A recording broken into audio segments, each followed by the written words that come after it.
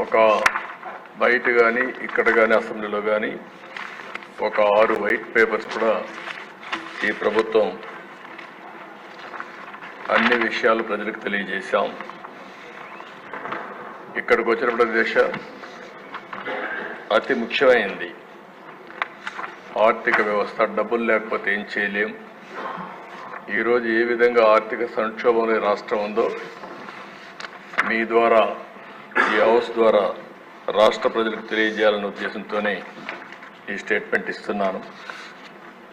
ఎందుకంటే దిశ దీనికి కొంత హిస్టారికల్గా కూడా కొంత ఎన్నికపోవాల్సిన అవసరం ఉంది.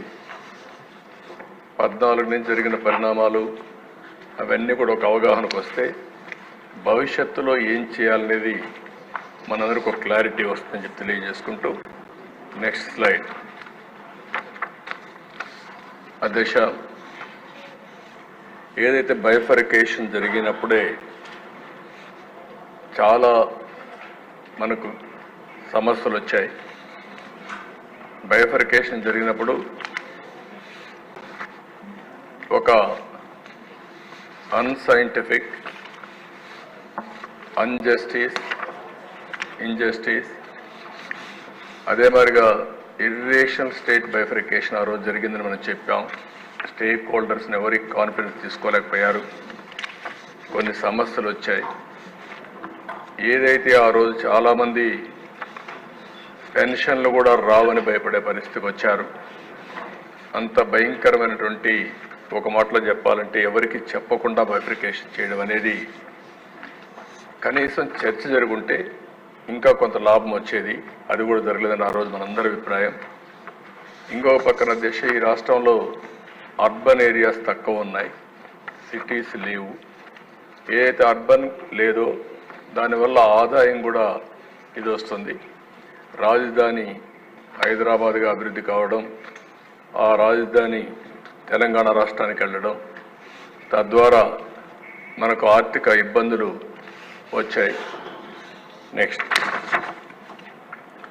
స్థూలంగా దిశ ఒకసారి మీరు చూస్తే ఆ రోజు విభజన సమయంలో ఆంధ్రప్రదేశ్ మనకు వచ్చిన ట్యాక్స్ అంతా కూడా 46% దిశ.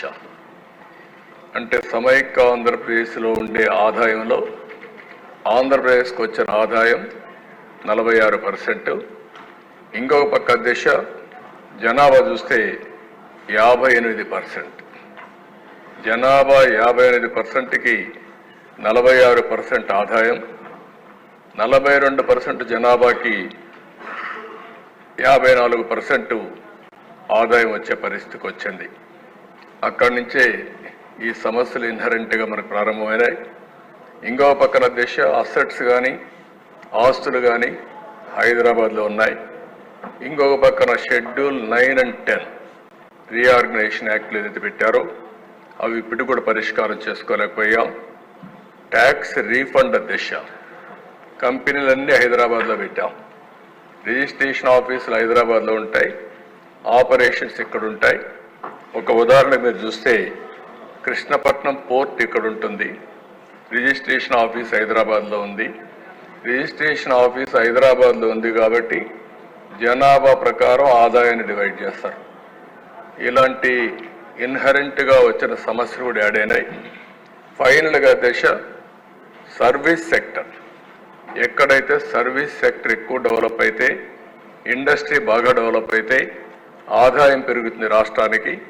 కానీ సర్వీస్ సెక్టర్ అక్కడ వెళ్ళింది, వ్యవసాయం ఇక్కడ వచ్చింది. వ్యవసాయంలో ఆదాయం తక్కువ ఉంటుంది రాష్ట్ర ప్రభుత్వానికి, ఏ ప్రభుత్వానికైనా. పక్కన మీరు ఒకసారి చూస్తే దిశ హయ్యర్ పాపులేషన్, లోయర్ రెవెన్యూ. 58% మన పాపులేషన్ అయితే 42% మనకు వచ్చినటువంటి 46% మనకు వచ్చినటువంటి రెవెన్యూ.